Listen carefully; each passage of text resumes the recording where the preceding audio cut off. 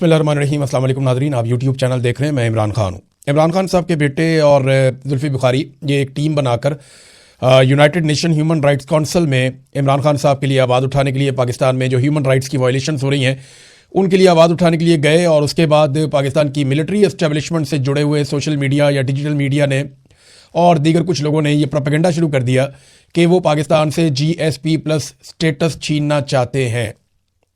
पहले आप समझ लें GSP+ जो स्टेटस है ये है क्या। ये है जी, पाकिस्तान को यूरोपीय मंडियों तक रसाई है और उसमें पाकिस्तान को जो है वो टैक्स टैरिफ वगैरह नहीं पड़ते। तो ये एक सहूलत है जो पाकिस्तानियों को वहाँ मिलती है। इस सहूलत के बदले में पाकिस्तान ने कुछ गारंटीज दी थी, लगभग 27 गारंटीज हैं जो पाकिस्तान ने दी हैं कि ये चीज़ें हम पाकिस्तान में नहीं करेंगे, यानी इलेक्शन साफ शफाफ करवाया करेंगे। बहुत सारी इंसानी हकूक़ के हवाले से चीज़ें होती हैं, ज़्यादातर अकलियतों के हवाले से होती हैं, पिसे हुए तबकात के हवाले से होती हैं, ख़वातीन के हवाले से होती हैं, कैदियों के भी हकूक़ होते हैं। बहुत सारी चीज़ें हैं जिन पर पाकिस्तान ने गारंटी दी हुई थी। अब ये दावा किया जा रहा है, चले मैं आपको खबर बता देता हूँ कि एक्चुअली वहाँ पर हुआ क्या। एक तो जो कासिम खान ने बाद में ट्वीट किया और ट्वीट करके बताया, आज मुझे अक़वाम मुत्तहिदा की ह्यूमन राइट्स काउंसिल के 47 रुकन ममालिक से मुखातिब होने का एजाज़ हासिल हुआ, जहां मैंने अपने वालिद इमरान खान और पाकिस्तान के तमाम सियासी कैदियों की फौरी रिहाई की अपील की। इसके साथ साथ मैं एक बात बिल्कुल वाज़ेह कर देना चाहता हूं, अपने वालिद की तरह मैं भी GSP+ स्टेटस बरकरार रखने की भरपूर हमायत करता हूं। सारा प्रोपेगेंडा ही वार दिया उसने, क्योंकि पाकिस्तान के अवाम को उनके हुक्मरानों के फैसलों की सज़ा नहीं मिलनी चाहिए। लेकिन इसके साथ साथ पाकिस्तानी हुकूमत को उन 27 आलमी मुआहिदों की मुकम्मल पासदारी करनी चाहिए जिनका उसने वादा किया था, जिनमें शहरी और सियासी हुकूक और तशद्दुद के खिलाफ आलमी कन्वेंशंस भी शामिल हैं। ये है जी क्लैरिटी। वो ये नहीं कह रहे कि GSP+ स्टेटस पाकिस्तान से ले लो, बल्कि वो ये कह रहे हैं कि GSP+ स्टेटस जो पाकिस्तान को दिया गया है उसके बदले में पाकिस्तान ने कुछ गारंटीज दी थी कि वो ये काम नहीं करेगा। तो पाकिस्तान वो काम कर रहा है, पाकिस्तान को वो काम करने से रोका जाए। जो वीडियो लगाई गई है कासिम खान की, उसमें उसने कहीं भी ये बात नहीं की, बल्कि जुल्फ़ी बुखारी से बात हुई, वो तो ये कह रहे थे कि GSP+ स्टेटस रहेगा तो हम पाकिस्तान के ऊपर दबाव डालेंगे ना कि इंसानी हकूक़ की पामालियां ना करे। जब ये स्टेटस नहीं होगा तो फिर दबाव कैसे डाला जाएगा कि इंसानी हकूक़ की पामालियां ना करे। अब कासिम खान ने वहां क्या कहा, मेरे वालिद इमरान खान तकरीबन 1000 दिनों से कैद में है। वो एक ऐसे निज़ाम का बुनियादी निशाना है जो इख्तलाफ राय को सियासी इख्तलाफ नहीं बल्कि एक संगीन जुर्म समझता है, जिसे कुचल देना चाहिए। मैंने अपने वालिद को 3 साल से ज़्यादा अरसे से नहीं देखा। उन्हें तन्हाई की कैद में रखा गया है, एक ऐसी चक्की में जो सजाए मौत के कैदियों के लिए बनाई गई है। अक़वाम मुत्तहिदा के माहिरीन ने खबरदार किया है कि ये गैर इंसानी हालात तशद्दुद के ज़ुमरे में आते हैं। ये महज गफलत नहीं बल्कि एक सोचा समझा जुल्म है जिसका मकसद एक इंसान की इज्जत नफ्स को छीन लेना है। ये इमरान खान के बेटे ने कहा। कासिम खान ने कहा, मैं और मेरा भाई सियासी लोग नहीं हैं, हम कभी भी इस तरह के इदारों के सामने नहीं आना चाहते थे, लेकिन मेरे वालिद की ज़िंदगी का तकाजा है कि अब हम कदम उठाएं।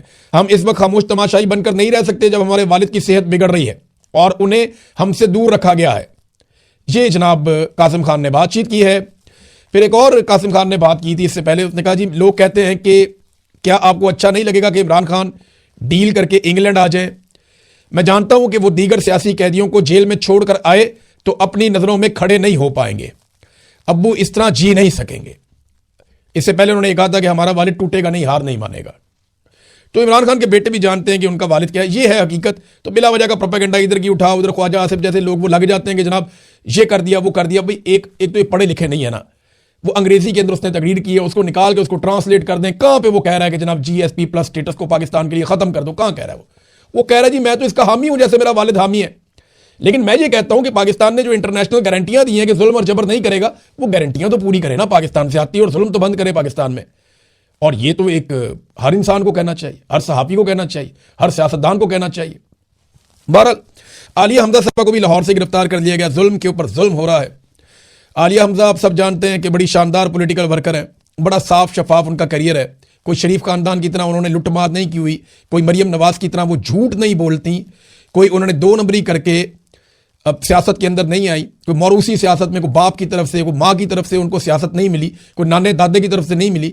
उन्होंने ग्राउंड पे मेहनत करके दिन रात एक करके बड़ी कोशिशें करके लोगों के काम आकर और एक पॉलिटिकल वर्कर की तरह उन्होंने अपनी जगह बनाई और पाकिस्तान तहरीक इंसाफ पंजाब में उन्होंने एक मुकाम हासिल किया। MNA भी रही हैं। तो अब उन्हें गिरफ्तार कर लिया गया। मामला क्या, वही जाली मुकदमा 9 मई फॉल्स फ्लैग ऑपरेशन जिसको पाकिस्तान तहरीक इंसाफ कहती है, कोई सबूत आज तक इमरान खान साहब के बकौल वो ला ही नहीं सके इस नौइयत का जिसके ऊपर कोई माफ़ी मांगे या जिसके ऊपर साबित किया जा सके। वो जजेस भी बेचारे परेशान होते हैं कि हम कैसे सजा दें, लेकिन उनके ऊपर दबाव इतना होता है, बेचारों को सजा देनी पड़ जाती है। अब 10 साल सजा है, उन्हें भी गिरफ्तार कर लिया गया। ये है जी पाकिस्तान का, जो कलदम तंजीमों के ऐसे लोग जो 4th शेड्यूल में रहे हैं, जिन्होंने जुल्म और जबर के अंदर उनके रिकॉर्ड है, उनको बिठा के एस्टेब्लिशमेंट प्रेस कॉन्फ्रेंस करवा रही है। शिया सुन्नी फसाद हो रहा है बड़ा चढ़ा के, यानी उनको लाकर बिठा के उनसे प्रेस कॉन्फ्रेंस करवाई जा रही है। एस्टेब्लिशमेंट उनको प्रमोट कर रही, एस्टेब्लिशमेंट का डिजिटल मीडिया उनको प्रमोट कर रहा है। और दूसरी तरफ एक पॉलिटिकल खातून, एक मेहनती पॉलिटिकल खातून जो अवामी सियासत करती है, जो असासा होते हैं किसी भी मुल्क का, उनको पकड़ के 10 साल जेल में डाल दो। ये है पाकिस्तान का मुस्तकबिल और ये पाकिस्तान के साथ खिलवाड़ पाकिस्तान की मिलिट्री एस्टेब्लिशमेंट कर रही है। नाजरीन, अब आ जाए जरा आलमी खबरों की तरफ। अमरीकी सफीर शहबाज शरीफ, डोनाल्ड ट्रंप का नुमाइंदा शहबाज शरीफ, सैल्यूट मारने वाला शहबाज शरीफ, डोनाल्ड ट्रंप को दुनिया का मसीहा कहने वाला शहबाज शरीफ ने हिम्मत की और ईरान को तौहीन आमेज 15 शराइत पहुंचा दी जो अमेरिका चाह रहा था कि पहुंचाई जाए। ईरान ने साथ ही इनकार कर दिया और ईरान के साथ जो इन्होंने इनकार किया, इनकार के साथ उन्हें 5 शराइत इनके हाथ में थमा दी कि जनाब हमें मंजूर नहीं है, हमारी ये 5 शराइत हम आपको दे रहे हैं, ये अमेरिका तक पहुंचा दें। ये ईरान ने किया है। देखिए, ईरान बार बार एक बात कहता है, वो कहता है जी हम ट्रस्ट नहीं कर सकते, हम डोनाल्ड ट्रंप पे एतबार नहीं कर सकते। 9 महीनों में हमारे ऊपर 2 हमले किए गए और 2 मरतबा हम पे जंग मुसल्लत की गई है।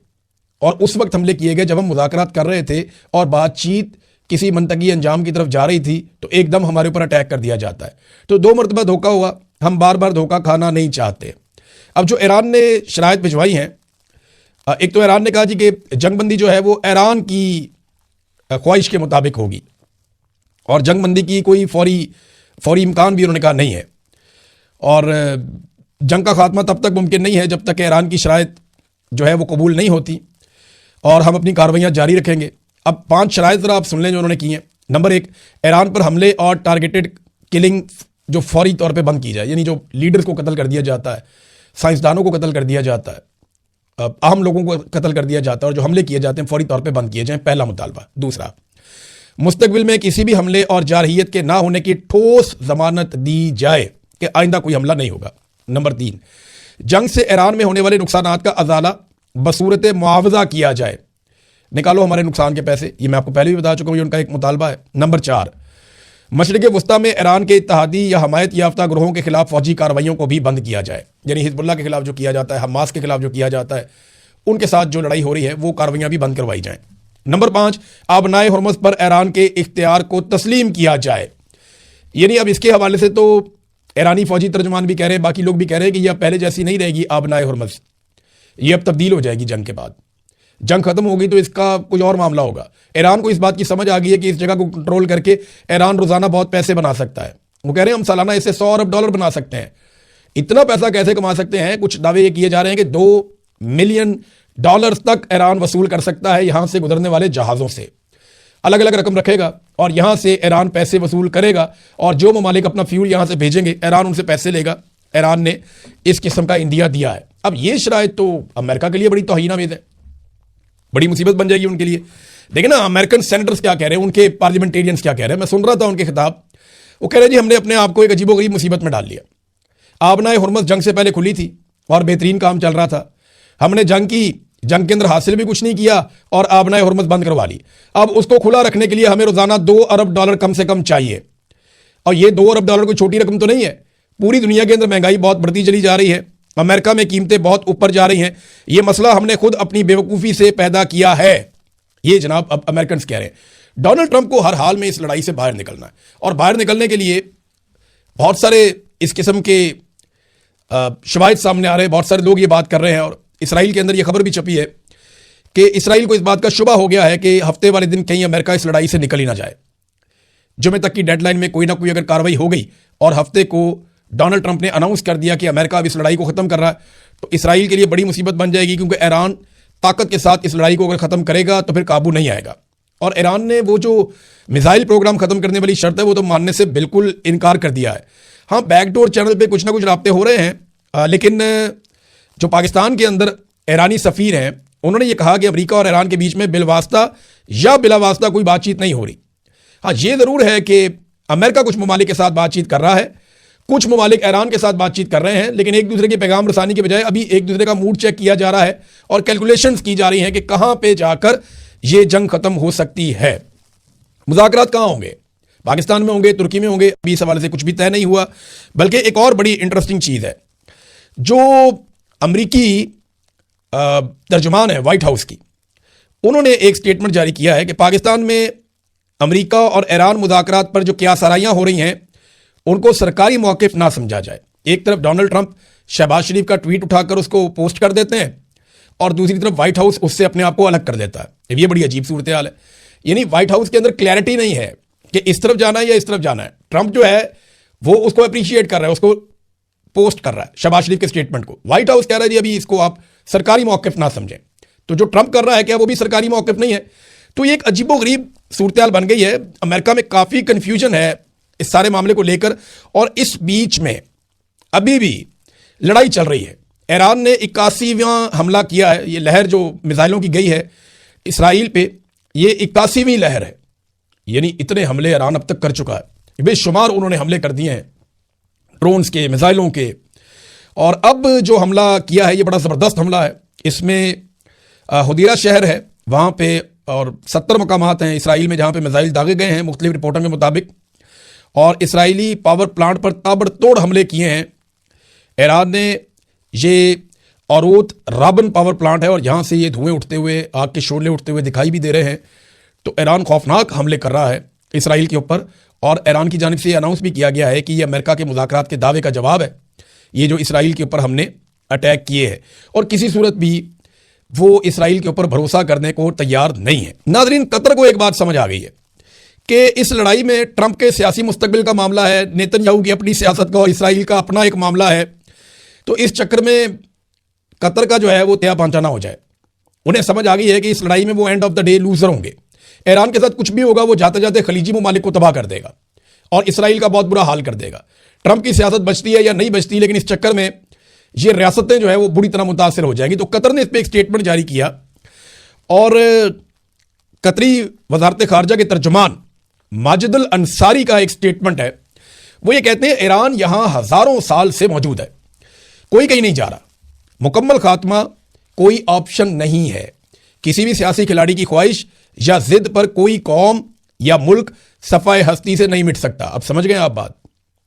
किसी भी सियासी खिलाड़ी की ख्वाहिश या जिद पर, यानी ये एक सियासतदान ट्रंप है और एक नेतन्याहू है, कोई मुल्क सफाए हस्ती से नहीं मिट सकता। हमें एक दूसरे के साथ ही रहना है। इंसानियत के मुस्तकबिल के लिए हम एक दूसरे के पड़ोसी रहेंगे और हमें साथ रहने के रास्ते तलाश करने होंगे। हमें इस मुश्किल सूरत हाल से निकलना होगा। ये एक कठिन वक्त जरूर है, मगर हम इसका हल निकालेंगे। तो कतर को कम से कम इस बात की समझ आई कि ये मुसीबत पड़ जाएगा, और किसी का नुकसान हो या ना हो, बहरीन का, कतर का, यूएई का बहुत नुकसान हो जाएगा। बल्कि अमेरिका के अंदर से कुछ खबरें आ रही हैं, और ये अमेरिकी सहाफ़ी दे रहे हैं, CNN के चीफ नेशनल सिक्योरिटी एनालिस्ट हैं, उनका एक स्टेटमेंट है। उन्होंने कहा जी अमेरिका ईरान पर ज़मीनी हमले की तैयारी मुकम्मल कर चुका है और एक मनसूबा है बड़ा हमला करने का। ये खारक के ऊपर कब्जा करेंगे। ये वो जजीरा है जहाँ से ईरान अपना 90% तेल एक्सपोर्ट करता है। और साथ ये भी कहा गया कि मुज़ाकरात एक धोखा है और ये एक अमरीकी चाल है। ये कब्जा दबाव के लिए और बार्गेनिंग के लिए इस्तेमाल हो सकता है। यानी अब ये अगर कब्जा करने जाता है तो क्या इतने आराम से ईरान कब्जा करने देगा? अच्छा, इसके ऊपर ना एक ईरानी जवाब भी है। ईरान का जो जवाब है वो मोहसिन रज़ाई ने जवाब दिया है, जो सीनियर मिलिट्री एडवाइज़र है सुप्रीम लीडर का, मुश्तबा खामनाई का। उसने कहा जी कि वो अपनी फ़िज़ाई ताकत अच्छी तरह आजमा चुके हैं, जो उनकी मेन ताकत है, और वो अभी तक कोई नताइज हासिल नहीं कर सके। तो ज़मीन की तरफ से आके ऑपरेशन करके वो क्या हासिल करना चाहते हैं? क्या अमरीकी फ़ौजी इसराइल के लिए जानें कुर्बान करने को तैयार हैं? देखते हैं, देख लेते हैं।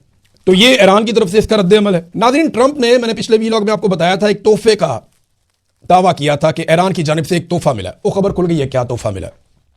डोनाल्ड ट्रंप ने कहा था कि ईरान ने हमें कोई तोहफा दे दिया, कोई बहुत बड़ा तोहफा है, और वो जनाब ऑयल एंड गैस के हवाले से है, और हमें लगा कि हम बड़े अच्छे लोगों से बात करें। मुझे लगता है डोनाल्ड ट्रंप को भी ना कोई बेवकूफ़ बना रहा है।